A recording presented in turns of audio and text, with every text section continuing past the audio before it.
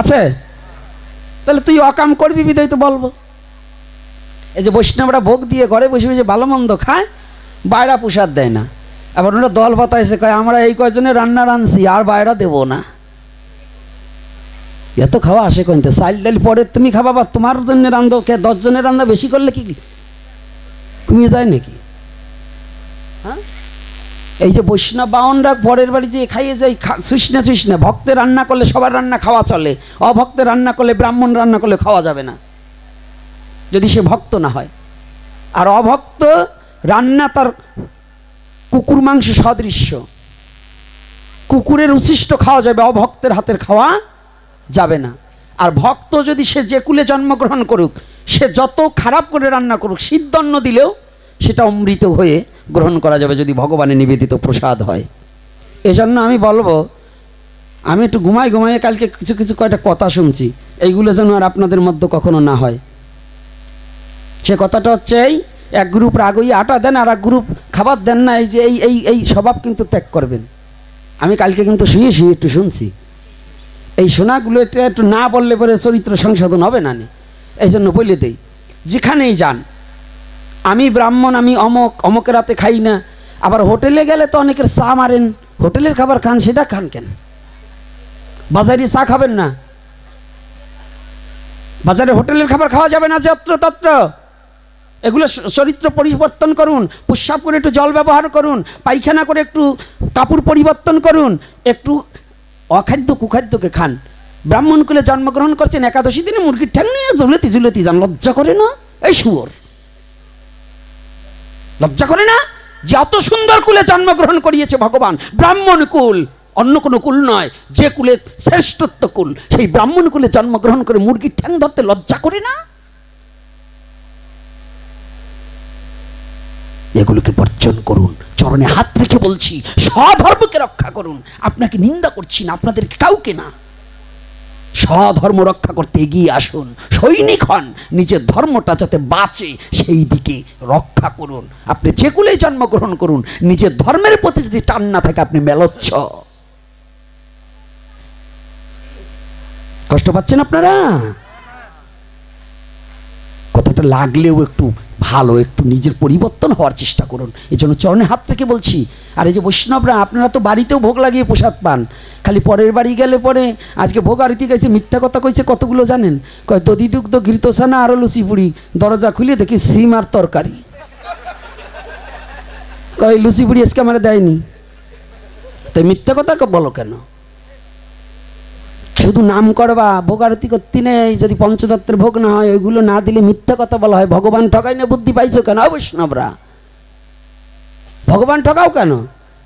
একজনে বলে আমার বাড়ি আসলে এ খাইতে দেবো, ও খাইতে দেবো, যাই দেখে খালি পাতলা খিচুড়ি খাবো কেন?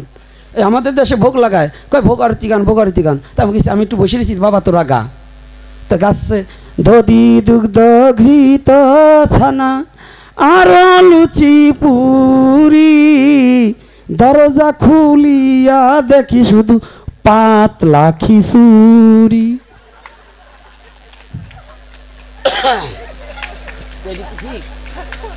বলেন, ভগবানের লোভ দেওয়া হলো না? হ্যাঁ, ভোগারতি না গিয়ে নাম গাবেন, যদি এগুলো না দেন নাম গাবেন। কষ্ট পাচ্ছেন নাকি? মিথ্যা কথা বললে একজনকে আনন্দ দেওয়ার চেয়ে সত্যি কথা বলে একটু কাঁদানো ভালো। এজন্য নাম করবেন, বেশি বেশি নাম করবেন। রাগ করে নাকি? আমার বাবারা যেন আবার কষ্ট পায় না, কষ্ট পায় না যেন, কানে বাঁধে তো। এগুলো একটু না বললে তো হবে না। লীলা তো আমি 10 মিনিটে বাড়ি দিয়ে ছেড়ে দিবার পারবা না, কিন্তু ওই লীলার মধ্যে একটু একটু ঢুকে যাতে একটু নিজেদের আগাছাটা একটু পরিষ্কার হয় নাকি, তাই দেখি। লীলা 15 মিনিটে হরি বল ইচ্ছা করলে, আবার এই লীলাকে 3 ঘন্টা বললেও শেষ হবে না। হবে? শেষ হবে? হবে না। তাহলে এই যে যা বললাম, বাংলাদেশে কেউ বলতে চায় না, এই দুরাচারী একটু বলি দেখি পথে। এই যে আজকে বললাম মাতৃশ্রাদ্ধে মৎস্য দেওয়ার কথা, অন্তত আমার মনে হয় কিছু পরিবর্তন হবে। আমার মনে হয় কিছু পরিবর্তন হবে। আজকে আমার বাবারা মায়েরা যেভাবে হাত তুলেছে, সমস্ত জাতি ধর্ম বর্ণ নির্বিশেষে আমি চরণে প্রণাম করছি যে এইরকম সাড়া পেয়েছি। আমার মহাপ্রভুর কৃপা যেন এদের প্রতি বর্ষিত হয়, এদের যেন সুবুদ্ধি দান হয়, এদের হৃদয়ে যেন কৃষ্ণ প্রেম জাগ্রত হয়। এটা আমি ভগবানের কাছে প্রার্থনা করি যে ভগবান যেন সবার দুর্বুদ্ধি নাশ করে যেন সুবুদ্ধি হয়। এ বাবা, এই তুমি ওই জায়গায় বসো, এখন লাইফ টাইপ বন্ধ, বসো। ওই সামনে খালি এরকম এরকম করে, এতে আর বিরক্ত লাগে। বসো, ঘোরাঘুরি বন্ধ। আর আজকে আর একটা জিনিস দেখছি, এই মাঝে তো উঠে উঠে খালি বাইরে যাও কে? আমার ডায়াবেটিসের রুগী, আমি যদি 4 ঘন্টা বাড়ি, তোমাকে এত কেন? ডায়াবেটিসে ধরছে নাকি? খালি ওঠো কেন? চুপ করে বসে থাকবা। আমি ডায়াবেটিসের রুগী হয়ে যদি 4 ঘন্টা 5 ঘন্টা বসে থাকতে পারি, আর আপনারা খালি উঠোন ওঠান কে? বসার আগে কাজ সাইরে আসবেন। আর সামনে তো উঠানামা করলে পরে ভালো লাগে, ভক্তি জাগে, আলোচনা করা যায়। এই জন্য বসবেন কি জানেন? মহারাজ পরীক্ষিত ভাগবতে বসেছিলেন একটানা 7 দিন। 3 দিন 4 দিন হয়ে যাওয়ার পরে সুখদেব গোস্বামী ভাগবতীয় কথা বন্ধ করে দিয়েছে।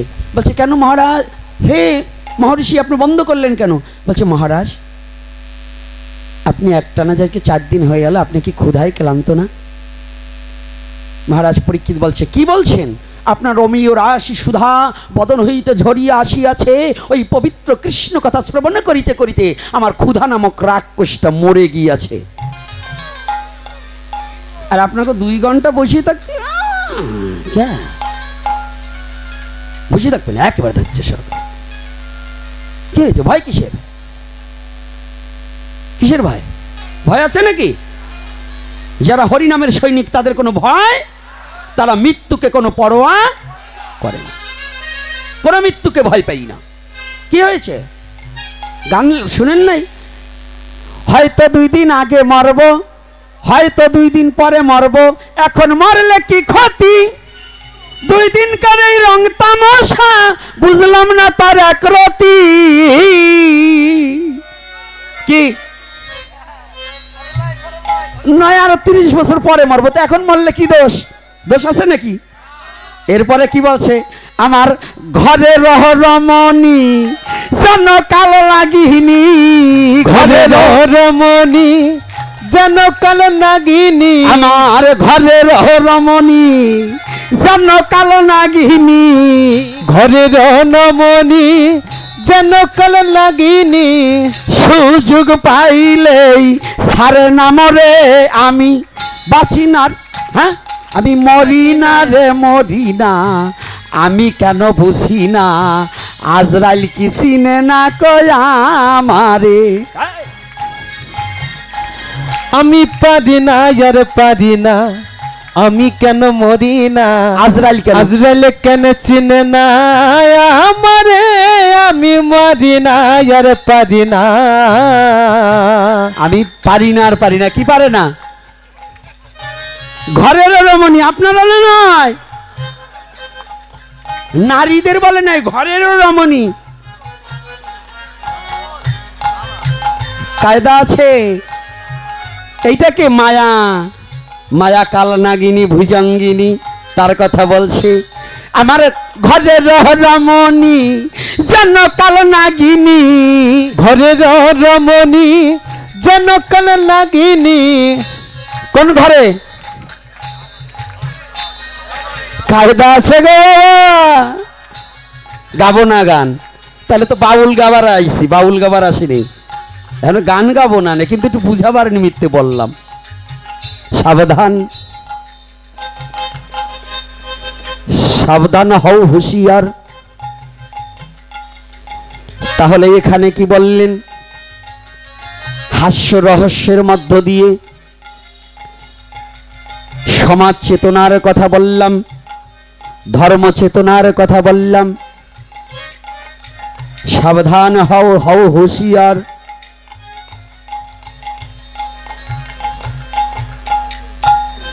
তাহলে মরার ভয় সাধুরা করে না, করে নাকি? কারণ মরেই তো বসে আছি। কারা মরেছে? যারা গুরুচরণ ধরেছে তারা মরেছে, মরা মানুষের আর মরার ভয় দেখাইও না। যারা মরেছে তাদের মরার ভয় আর কি দেখাবে? আমরা কোনো মরাকে ভয় পাই না। আমরা হরি নামের সৈনিক। আমরা কি করব? হরি বলবো আর মদন মোহন হেরব রে। হরি বলবো আর মদন মোহন হেরিব রে। হরি বলবো আর মদন মোহন হেরব রে। হরি বলবো আর মদন মোহন হেরিব রে। আমরা সবাই ব্রজের পথে চলব রে। আমরা সবাই ব্রজের পথে চলব যাবে। আমরা সবাই ব্রজের পথে চলব রে। আমরা সবাই ব্রজের পথে চলব রে। হরি বলবো আর মদন মোহন হেরব রে। হরি বলবো আর মদন মোহন হেরিব রে।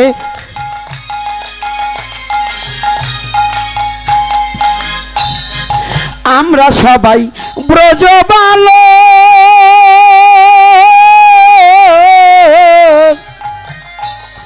শ্যামলাটের হব তিলক গো।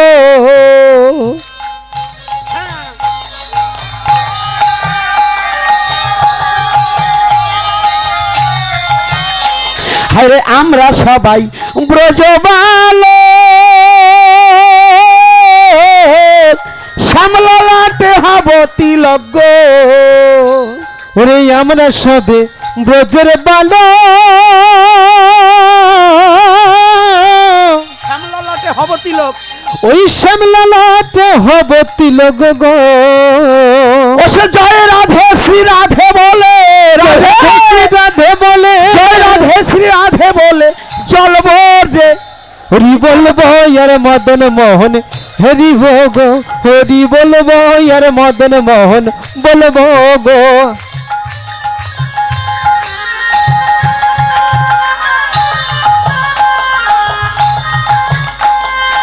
আমরা সবাই ব্রজবাসী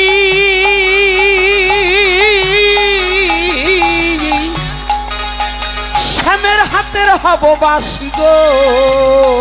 ওরে আমরা সবে ব্রজের বাসী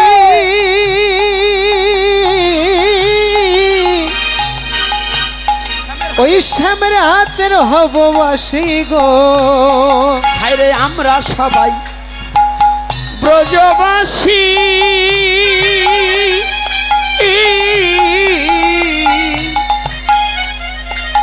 শ্যামের হাতের হব বাসী গো।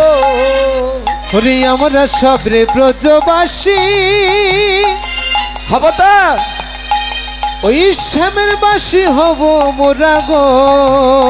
ও সে জয় রাধে শ্রী রাধে বলে, জয় রাধে শ্রী রাধা বলে, জয় রাধে শ্রী রাধে বলে বাজব রে। হরি বলবো আর মদন মোহন হেরিব গো। হরি বলবো আর মদন মোহন বলবো গো। হরি বলবো আর মদন মোহন বলবো গো। আমরা সবাই ব্রজের পথে চলব গো। আমরা সবাই ব্রজের পথে চলব গো। হে আমরা সবাই ব্রজের পথে চলব গো। হরি বলবো আর মদন মোহন হেরব গো। হরি বলবো আর মদন মোহন হেরিব গো।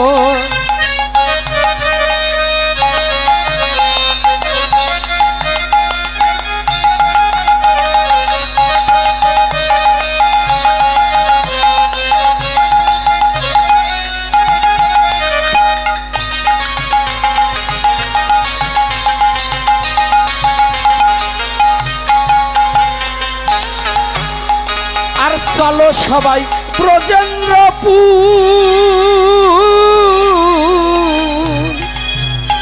আমরা হব গোপী পায়ের নুপুর গো। যাব সবাই ব্রজেন্দ্রপুর।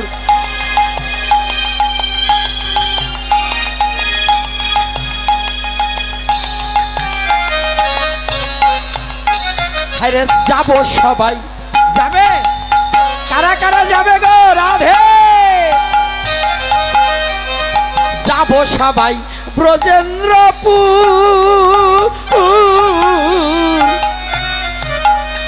আমরা হব গোপী পায়ের নুপুর গো।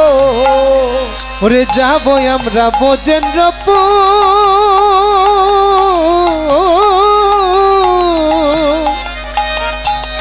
হব গোপী পায়ের নুপুর। ওরে আমরা হব গোপী নুপুর গো। ও সে জয় রাধে শ্রী রাধে বলে, জয় রাধে শ্রী রাধে বলে, জয় রাধে শ্রী রাধে বলে, জয় রাধে শ্রী রাধে বলে বাজব। হরি বলবো ইয়ার মদন মোহন হেরি গো, হরি বলবো ইয়ার মদন মোহন হেরি গো, হরি বলবো ইয়ার মদন মোহন হেরি গো। তাই তো যাব, ব্রজে যাচ্ছি তো। মিথ্যা কথা বোঝেন নাই, আমরা তো ব্রজেই আসি। আসি কোথায়?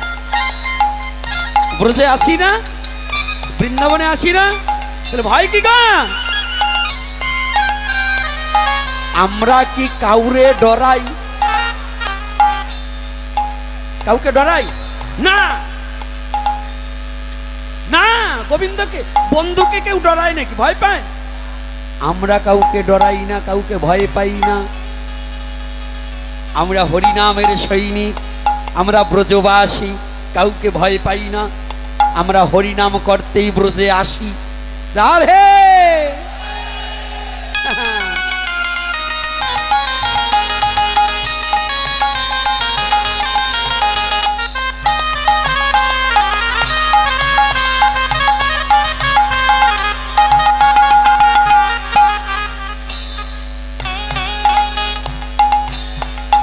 এদিকে দ্রৌপদী বলছে, মাধব হে,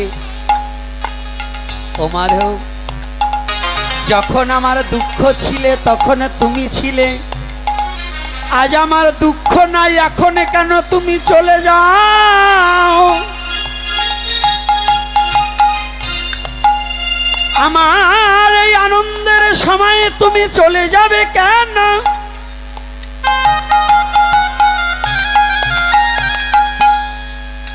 তুমি চলে যাচ্ছ কেন মাধব? আমার গোবিন্দ বলছে, সখী হে, যার যখন দুঃখ থাকে আমি গোবিন্দ তার থাকি। যার যখন দুঃখ চলে যায় আর কেউ আমাকে ডাকে না। ডাকে আমায়রা, ছেলের অসুখ হয়েছে, গোবিন্দ আমার ছেলের অসুখটা ভালো করে দাও। ছেলে ভালো হয়ে গেলে ভগবানের নামই ভুলে যায়, তাই না? স্বামীর অসুখ হয়েছে, মায়েরা বলে গোবিন্দ আমার স্বামীকে ভালো করে দাও। স্বামী ভালো হয়ে গেল, এইবার একদিনও মন্দিরে যাই না, একাদশীও করি না, ভগবানের চরণেও তুলসী দেই না। তাহলে কি সুখ পেয়েছি? ভগবানকে ভুলে গিয়েছি। এদিকে বলছে কি, গোবিন্দ আমার, গোবিন্দ আমার। দ্রৌপদীকে বলছে, সখী আমি আসি। এইবার পিসিমার কাছে গেছে, অহংকারী পিসিমা। অহংকারী পিসিমা কুন্তি দেবী, কুন্তি দেবীর কাছে এসে দাঁড়িয়ে বলছে, পিসিমা, ও পিসিমা। হ্যাঁ কিরে কৃষ্ণ? আমি না দেশের ব্যক্তি দেশে চলে যাচ্ছি, পিসিমা প্রণাম। আমায় এখন চলে যাবি? এখন চলে যাবি কেন গো বাপ? কৃষ্ণ মনে মনে বলছে, তুমি তো আমাকে চাওনি, তুমি আমাকে চেনোনি। তুমি ভেবেছো তোমার এই 5 পুত্র এই যুদ্ধে জয় করেছে, তুমি তো একটিবার আমার কথা ভাবোনি। তো যেখানে তুমি আমাকে ভাবো না, তোমার এখানে থেকে আমার লাভ কি? মনে মনে বলছে, প্রকাশ্যে বলছে। আবার মনে মনে ভাবছে, পিসিমা আমি কে তোমাকে দেখিয়ে দিয়ে যাব, আমি কে। এদিকে আবার উত্তরার গর্ভে এই মহারাজ পরীক্ষিত ভ্রণ রূপে আছে। অশ্বত্থামা মনে মনে চিন্তা করলেন, যদি শিকড় কেটে দেওয়া যায় তাহলে গাছ মরে যাবে, সব শেষ। তো পঞ্চপাণ্ডবের শিকড় হিসাবে একমাত্র উত্তরার গর্ভে যে সন্তান আছে ওইটাই তো প্রধান। তো ওটাকে যদি মেরে দিতে পারি, প্রতিশোধ নেওয়া হয়ে গেল, ওই বংশ নির্বংশ হয়ে যাবে। আমাদের মধ্যে শয়তানরা আছে না, দেখবেন আপনার ছেলেটা ভালো, পাশের বাড়ির আপনার সন্তানকে, আপনার সংসারটাকে নষ্ট করতে হলে আপনার ছেলেকে যদি কেউ কায়দা করে একটু নেশাখোর করে দিবার পারে, তাহলে দেখবেন আপনার সংসার শেষ। কি যদি কোনো সংসারে আগুন লাগাতে হয়, তো বৃদ্ধটারে দিয়ে পারবেন নয়, যুবকটারে দিয়ে, যুবকটারে দিয়ে পারবেন। বলেন কেন? জানিস তোর মা না তোর নামে যে কি বদনাম করেছে, তোর বাবা কি বলেছে জানিস? ওর তো মাথা গরম, ও যাই মা বাবার সাথে লাগিয়ে দেবে না। এই যদি কোনো শয়তান লোক থাকে ওই রকম, তো তদ্রূপ অশ্বত্থামা হচ্ছে এমন একটা শয়তান, ও করেছে কি ব্রহ্মাস্ত্রকে আহ্বান করেছে যে যাতে উত্তরার গর্ভের সন্তান বিনাশ করে দেওয়া। তাই ব্রহ্মাস্ত্রকে আহ্বান করে ব্রহ্মাস্ত্রকে নির্দেশ দিয়েছে, যাও ব্রহ্মাস্ত্র, তুমি গিয়ে উত্তরার গর্ভজাতক সন্তানটাকে নষ্ট করে দাও, যাও। ব্রহ্মাস্ত্র তো ঝলকে ঝলকে অগ্নি প্রবাহিত হচ্ছে, উত্তরার দিকে ধাবিত হয়েছে। উত্তরা ঠিক বুদ্ধিমত্তা নারী, বুদ্ধিমতী, জ্ঞানের পরিধি অনেক, মহিষী নারী। হঠাৎ করে শব্দ শুনে দেখতে পায় ব্রহ্ম অস্ত্র উত্তরার দিকে ধাবিত হয়ে আসছে। উত্তরা মনে মনে চিন্তা করছে, তাই তো, এ তো আমার মহাসংকট, আমি তো এমন কোনো কাজ করিনি যে আমার দিকে ব্রহ্মাস্ত্র আসবে, নিশ্চয়ই আমার সন্তানকে নষ্ট করার জন্যই ব্রহ্মাস্ত্র এসেছে। একটা কথা জানবেন, পৃথিবীতে যদি কোনো সন্তানের কোনো অমঙ্গল কিছু হয়, যদি কোনো সন্তানের অমঙ্গল হয়, পৃথিবীতে কেউ জানার আগে জানে তার মা জানে। উত্তরা ঠিক তার সন্তানের অমঙ্গল চিহ্ন সংকেত দেখতে পেয়ে উত্তরা চিৎকার করে করে দৌড় দিচ্ছে। উত্তরা মনে মনে চিন্তা করছে, এই বিপদের সময় আমাকে রক্ষা করার মতো, আমার গর্ভের সন্তানকে রক্ষা করার মতো একজন ব্যক্তি আছে। আমার শ্বশুর, 5 জন শ্বশুর, তারা পারবে না। যদি একমাত্র কৃষ্ণ ছাড়া এই বিপদকালে আমাকে রক্ষা করার মতো আর কেউ নেই।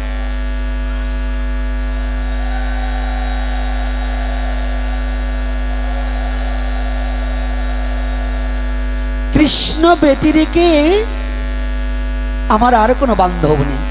তাই চিৎকার করছে আর, কৃষ্ণ কেশব, কৃষ্ণ কেশব, কৃষ্ণ কেশব ত্রাহিমাম, কৃষ্ণ কেশব, কৃষ্ণ কেশব, কৃষ্ণ কেশব রসক্ষমাং। চিৎকার করছে আর দৌড়াচ্ছে আর বলছে, কৃষ্ণ,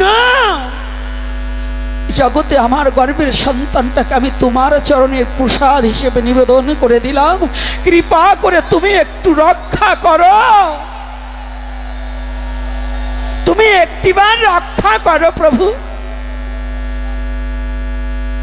এই যে মায়েরা, বাবারা, আজকে ভালো করে বুঝে নিন, এই কৃষ্ণ কথা থেকে ভালো করে বুঝে নিন, আপনি সন্তানকে রক্ষা করতে চাইলে রক্ষা হবে না। উত্তরা বলছে, আমি পারবো না, তবে তুমি যদি রক্ষা করো তাহলে আমার সন্তান বড় নিরাপদে থাকবে। গোবিন্দ, তুমি কৃপা করে তোমার চরণে আমি নিবেদন করে দিলাম, তুমি রক্ষা করো। ভগবান বললেন, যে বস্তু আমাকে নিবেদন হয় তাকে নষ্ট করার মতো পৃথিবীতে এমন কোনো শক্তির জন্ম হয়নি। কথাটা বুঝতে পেরেছেন? ভগবত ভক্তকে নষ্ট করার মতো ক্ষমতা পৃথিবীর কারো নেই। জোরদার হবে, আপনার প্রতি খুব অত্যাচার হবে, কিন্তু আপনাকে নষ্ট করতে পারবে না। রাধে রাধে। আছে না, যারা শুদ্ধ পথে একটু যেতে চায় তাদের কিন্তু অনেক অত্যাচার হয়। মা বাবারতে শুরু করে গ্রাম প্রতিবেশী সবাই একটু অত্যাচার করে, হয় না? দেখবেন ছেলে যদি অপকর্ম করে কারো কাছে বলবে না, গোপনে সেটা ঢেকে দেবে। মা বাবা আত্মীয় স্বজন গোপনে ঢেকে দেবে যে এই আমার ছেলে অপকর্ম করছে, লোকের কাছে বলা যাবে না। কিন্তু যদি ছেলে সাধু হইতে চায় 14 গ্রাম ছড়ায় দেবে, আমার ছেলে জানিস এখন সাধু হয়ে যায়, নিরামিষ হয় না, এখন মাছ খেতে চায় না। হ্যাঁ, ওই সেই দিনকার ছেলে, ওকে রেখে কি আমি মাছ খেতে পারি? হ্যাঁ, আমার গলা দিয়ে কিছু নামে না।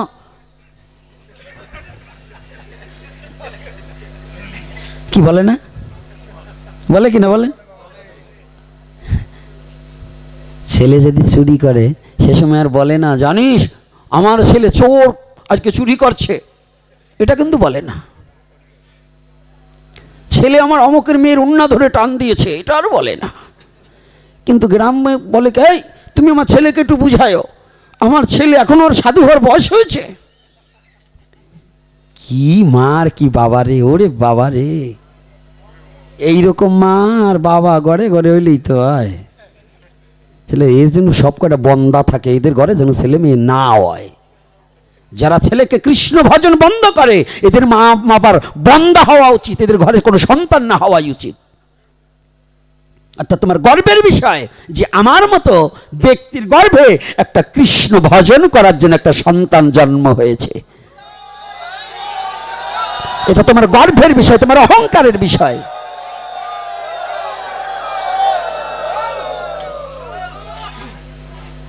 মহাত্মা গান্ধী অহংকার করে বলেছিল পৃথিবীর মধ্যে শ্রেষ্ঠ ধনী হচ্ছে আমি ভারত।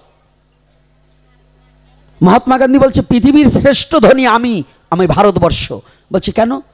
বলছে পৃথিবীতে সনাতন ধর্মের এই ভারতবর্ষে যত সাধু মহাত্মার জন্ম হয়েছে পৃথিবীর কোথাও এত সাধু মহাত্মার জন্ম হয়নি। রাধে রাধে।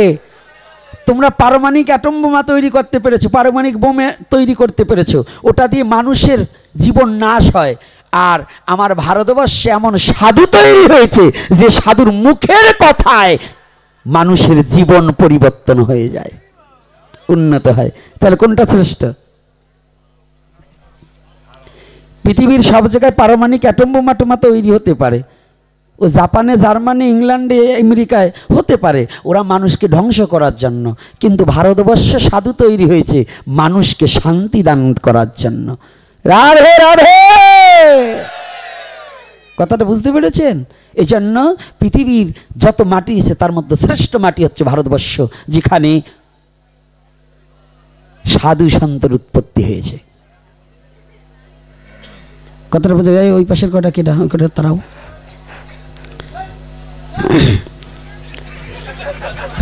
আস্তে আস্তে আস্তে কি আর 5 মিনিট আলোচনা করি নাকি?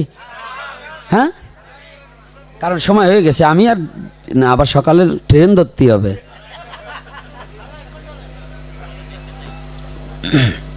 ট্রেনের চিন্তা হচ্ছে, শুধু আপনাদের দেশে থাকলে তো হবে না, আর এক দেশে যে একটু গালাগালি করবো না? সবাই করবে পাঠ, আর আমি এই যে বলছি না একটু বকাবকি করে দিয়ে চাষ দিয়ে যাই, যদি কিছু ফলে নাকি, যদি কিছু ফলে। যতই লোকে আমারে মন্দ বলে তাতে আমার কোনো দুঃখ নাই। তো এইবার উত্তরা বলছে এই সন্তানটা আমি তোমাকে দিয়ে দিলাম। এদিকে ভক্ত যখন ডাকে ভগবান কি থাকতে পারে? কুন্তী দেবী দেখতে পায় কে জানি এক নারী এলোথেলো বেশে, এলোথেলো কেশে পাগলিনীর বেশে কৃষ্ণ কৃষ্ণ বলে চিৎকার করতে করতে ধাবিত হয়ে আসছে। কিন্তু ভগবান কৃষ্ণ রথে দাঁড়িয়ে আছে। ভক্ত যখন ডাক মেরেছে ভগবান মনে মনে চিন্তা করে পিসিমা আমিও তোমাকে একটু দেখিয়ে দিয়ে যাই আমি কে। তুমি তো আমাকে চিনলে না, তুমি তো আমাকে চিনলে না, আমি তোমাকে একটু চিনিয়ে দিয়ে যাই। রাধে রাধে। খিচুড়ি হয়ে গেছে, আজকে খিচুড়ি নেই ডাল ভাত আছে, কথা বললো না একটু পরে, আর 5 মিনিট পরেই দেবো, ভয় নাই। কথা যারা বলে বসবো ওকে খিদে লাগছে। তো এইবার দেখুন আর একেবারে সেরে দিয়েছি, ওঠে না এইদিকে, ওই জায়গায় একটু মুখ দেখতে পারে না, তো এই জন্য একটু কথা বললে, আর কিছু না। তো এইবার যখনই বলছে কৃষ্ণ ওই রথের উপর দাঁড়িয়ে আছে, কুন্তী দেবী দেখতে পায় এক কৃষ্ণ রথে দাঁড়িয়ে আছে, ওই কৃষ্ণ থেকে আর এক কৃষ্ণ বাহিরে এসে ধাবিত হয়ে যায়। এক কৃষ্ণ রথে আর এক কৃষ্ণ পথে। রাধে রাধে। এক কৃষ্ণ রথে আর এক কৃষ্ণ পথে যাচ্ছে, হেঁটে যাচ্ছে। এ কি?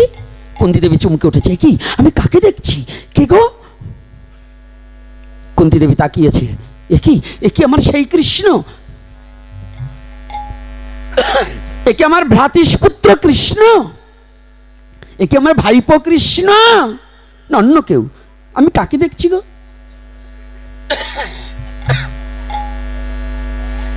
দাঁড়াও, তাকিয়ে আছে। হঠাৎ করে দেখতে পায় ওই যে মেয়েটা, যে নারীটা চিৎকার করতে করতে আসছে, সে অন্য কেহ নয়, কুন্তী দেবীর নাত বউ, অভিমন্যুর স্ত্রী উত্তরা।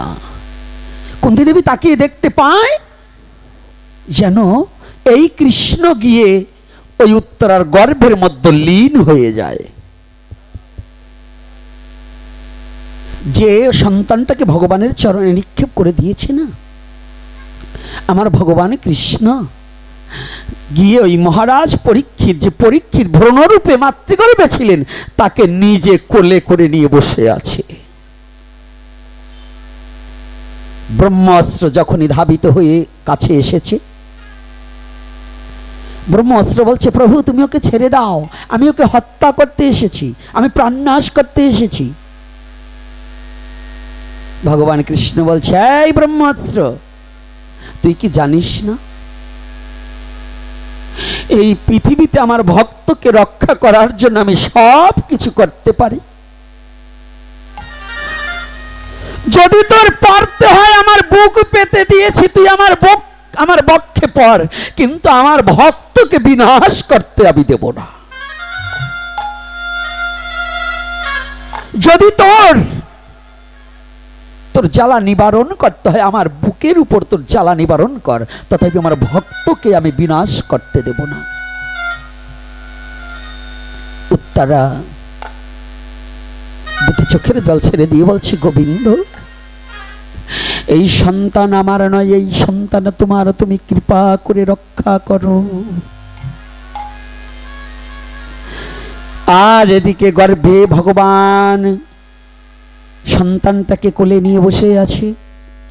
ব্রহ্ম অস্ত্র বলছে, প্রভু হে, তোমার বক্ষে পড়িতে পারিব না।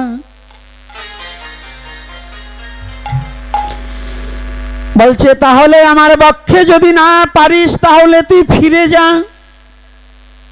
আমার ভক্তকে আমি বিনাশ হতে দেব না, দেব না, আমার ভক্তকে আমি নষ্ট হতে দেব না। ব্রহ্মাস্ত্র ফিরে গেলেন। যখনই ব্রহ্মাস্ত্র ফিরে গিয়েছে, এইবার ভগবান কৃষ্ণ ওই গর্ভ থেকে আবার বায়েরা প্রকাশ পেয়ে কুন্তী দেবী দেখতে পায়, আবার কৃষ্ণ এসে এই কৃষ্ণর সাথে লীন হয়ে গেলেন, মিলে গেলেন। ওই পথের কৃষ্ণ আর রথের কৃষ্ণ একাকার হয়ে গেছে। কুন্তী চমকে উঠেছে, এবার অপলক নয়নে তাকিয়েছে। ভগবান কৃষ্ণ বলছে, পিসিমা আমি আসি, মা, ও পিসিমা আমি আসি। বলছে, আয় দাঁড়া, আয় কৃষ্ণ, নেমে আয়। ভগবান কৃষ্ণ কাছে এসেছে। আয় কৃষ্ণ, তুমি কি আমার সেই কৃষ্ণ? আমার কি তুমি সেই ভ্রাতৃপুত্র কৃষ্ণ, যাকে কত শাসন দণ্ড হাতে নিয়ে কত শাসন করেছি, যাকে কত কোলে তুলে আদর করেছি, যাকে কত কোলে তুলে কত ক্ষীর নবনী বদনে তুলে দিয়েছি? তুমি কি সেই কৃষ্ণ? ভগবান কৃষ্ণ বলছে, পিসিমা আমি তোমার সেই ভ্রাতৃপুত্র কৃষ্ণ। বলছে, না, আজ আমি যাকে দেখলাম তুমি সেই কৃষ্ণ নন, তুমি সেই কৃষ্ণ নও।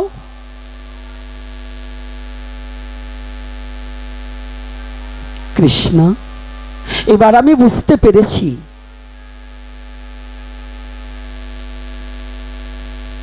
তোমাকে চেনা যদি তোমার কৃপা কারো প্রতি না হয়, তা কেউ তোমাকে চিনতে জানতে পারে না। ও কৃষ্ণ, এতদিন পরে তোমাকে আমি চিনেছি, তুমি সেই কৃষ্ণ নও। আমি এতদিন অহংকারের বশীভূত